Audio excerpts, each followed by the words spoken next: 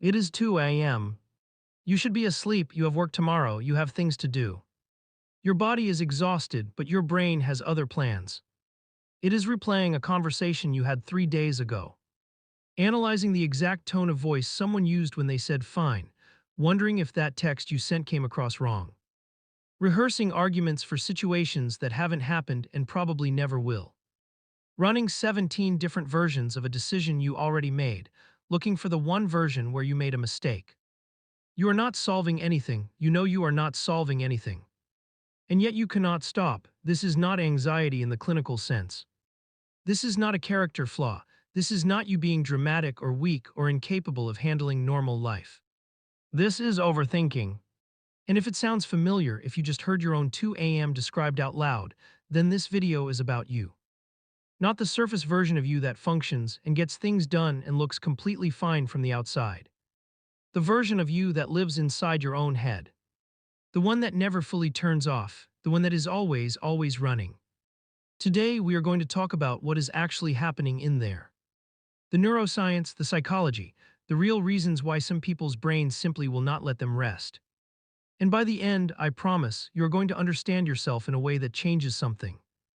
Let's go, part 1. What overthinking actually is. Let's start by clearing something up. Overthinking is not the same as thinking deeply.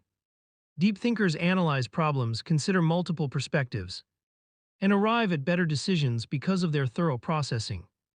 That is a strength, that is a genuine cognitive advantage. Overthinking is something different. Overthinking is when the thinking process continues past the point where it produces any useful output. When the analysis loops back on itself. When the mind keeps processing a problem not because more processing will help, but because it cannot stop. Psychologists call this rumination. And the distinction between productive reflection and rumination is one of the most important in all of cognitive psychology.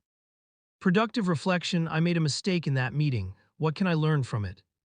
How will I do it differently next time? Okay, moving on. Rumination: I made a mistake in that meeting, why did I say that? Everyone noticed. They think I'm incompetent, what if my boss brings it up? What if it affects my review? Why do I always do this? I should have said something different. What if I had said this instead, but then they would have thought, and on and on. And on, the content doesn't resolve, the loop doesn't close. And the person trapped inside it knows, rationally, consciously knows that this is not helping. And still cannot stop. That gap between knowing and being able to stop is the heart of overthinking. And it points directly to what is actually happening in the brain. Part 2. What is happening in the overthinking brain? Here is the neuroscience. And it is genuinely fascinating. The human brain has a network of regions that activate when we are not focused on a specific external task. It is called the default mode network, the DMN, and its job, roughly speaking, is self-referential thinking. Thinking about yourself, your past, your future, your relationships, your place in the world.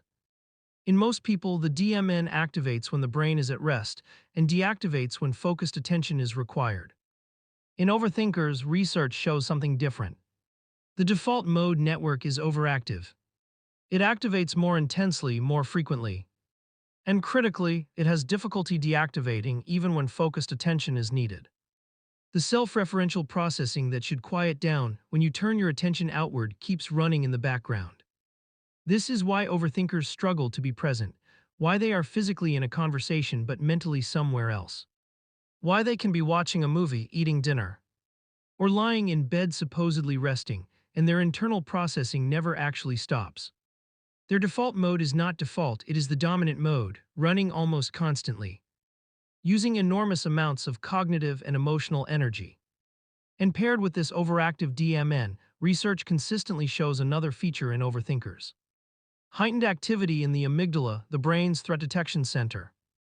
The amygdala is designed to scan for danger. It is the evolutionary machinery that kept our ancestors alive by noticing predators before they became fatal. And in overthinkers, this system is calibrated at an unusually high sensitivity. Not just to physical threats, to social threats, emotional threats. The threat of being judged, of making the wrong choice, of missing something important, of being responsible for an outcome that goes wrong. The overthinking brain is not malfunctioning. It is a threat detection system running at maximum sensitivity in a world where the threats are invisible. omnipresent and rarely resolved. Part 3, where overthinking comes from. Nobody is born an overthinker. The tendency forms, and it almost always forms for a reason. The most common origin is an environment where mistakes had real consequences. Maybe you grew up in a household where getting things wrong led to criticism, punishment, or emotional withdrawal. Where the adults around you were unpredictable, sometimes warm, sometimes explosive, and you learned very young. That careful attention to every signal was the safest way to navigate. You became hypervigilant. You learned to read rooms, read people, read situations with extraordinary precision because your safety, emotional or physical, depended on it. That hypervigilance was intelligent, it was adaptive, it protected you. The problem is, it never turned off. The brain that learned to scan constantly for danger kept scanning, long after you left the environment that required it. The habit of analyzing every interaction for hidden threats became the default operating mode for engaging with all of life. Another common origin is early experiences of loss of control. When something significant went wrong unexpectedly, without warning, and you had no power to stop it, the brain draws a conclusion. I was not paying enough attention. If I had thought about it more carefully, I might have seen it coming. I might have prevented it. This conclusion is often factually wrong. But the brain doesn't care about facts in these moments. It cares about never feeling that helplessness again, and so it starts thinking more, anticipating more, planning for more contingencies, rehearsing more outcomes. Overthinking as the brain's attempt to achieve control over an uncontrollable world. It makes complete sense, and it costs everything. Part 4. The hidden costs. Let's talk about what constant overthinking actually does to a person over time. The first cost is decision paralysis. Overthinkers often struggle to make decisions, not because they lack intelligence or judgment, but because their analysis never reaches a conclusion. Every option has downsides, every path has risks. The more they think, the more clearly they see the problems with every available choice. Psychologists call this analysis paralysis, and it produces a painful irony. The person who thinks the most about their decisions often makes them worst, or makes them too late, or avoids making them entirely. The second cost is the inability to enjoy the present. Overthinkers live predominantly in two time zones. The past, where they replay and reanalyze what happened, in the future, where they anticipate and rehearse what might happen. The present, the only time zone where life is actually occurring, is the place they spend the least time. They are at dinner but thinking about what they said at lunch. They are on vacation but planning what they need to do when they get back. They are in a good moment, a genuinely good moment, and some part of their brain is already scanning it for what could go wrong. Joy requires presence, and the overthinking mind is almost never fully present. The third cost is physical exhaustion. The brain consumes approximately 20% of the body's total energy, despite being only 2% of its weight. Unsustained, intense mental activity, the kind that overthinking requires, burns through that energy budget at an accelerated rate. Overthinkers are often profoundly tired in a way they can't fully explain. They haven't run a marathon, they haven't done hard physical labor. But by mid-afternoon, they are depleted in a bone-deep way that sleep doesn't fully repair. Because the thinking never stopped. Even in sleep, the overthinking brain is often still processing, producing vivid, complex dreams, or simply refusing to fully disengage. The fourth cost is relational strain. Overthinking does not stay inside the overthinker. It leaks into relationships. The person who overanalyzes every text message, who reads subtext into neutral interactions, who asks, "Are you okay?" for the 15th time because they cannot trust the reassurance, who relitigates resolved conflicts because their brain will not file them as resolved. The people who love overthinkers often feel exhausted by the intensity. And the overthinker, who is already spending enormous energy managing their internal world, often has little left over for the relational generosity that close relationships require. Part 5, what overthinkers get right here is something almost nobody says about overthinkers. A lot of what they do is actually correct. The overthinking brain catches things other brains miss. It notices inconsistencies, it anticipates consequences. It considers angles that more relaxed thinkers simply don't bother with. Research on decision quality in high stakes.